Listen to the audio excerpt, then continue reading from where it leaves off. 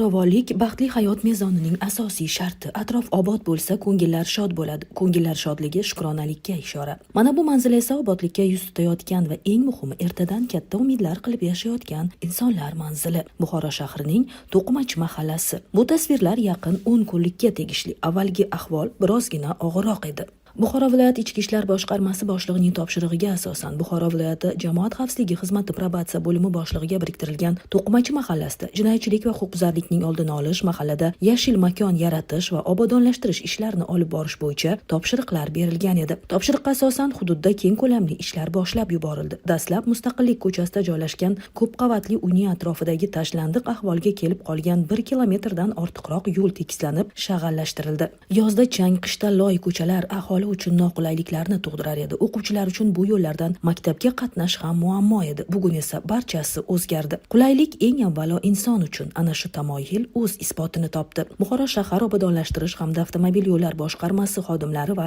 maxsus texnikalar jalb qilinib, yo'llar kengaytirildi. Bir xarobat joy edi, to'g'risida umuman o'tadigan ahvolda emasdi. Shuni tozalab, 3 kun, 4 kundan beri axlotlarni mashinalarda yuklab, chiqarib, hamma joyini ana charag'on qilib qarang, odamni yuragi shunday ochiladi-da. 10 kundan beri shera shularni ichiga yuribman men. Shular bilan birgalikda daraxtlarni kesib, ana shu chiqindilarni olib chiqish, bularni hammasini boshida ichki ishlar xodimlari turdi. Mingdan ming ularga rahmat. Ish qilib ana hozir top-toza bir chiroyli yo'l qurilish nimasida turibmiz. Hammaga rahmat deyman. Iloyim ishlariga omad.